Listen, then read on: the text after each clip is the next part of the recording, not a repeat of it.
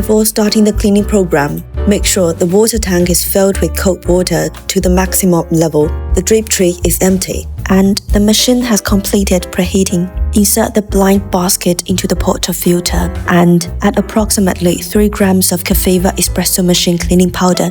Lock the portafilter into the group head. Lift the brew lever to start extraction for 10 seconds.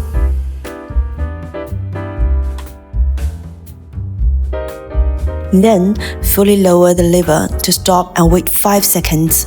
Repeat this process 5 times. Remove the portafilter and rinse it using hot water from the group head.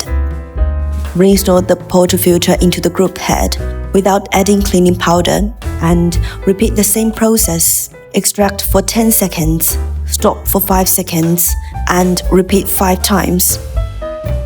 Finally, extract 1 cup of coffee and discard it to rinse the system.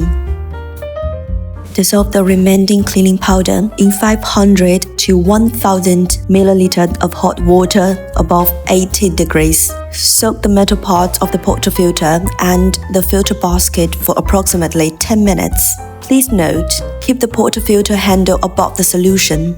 Rinse thoroughly with clean water. Cleaning is complete.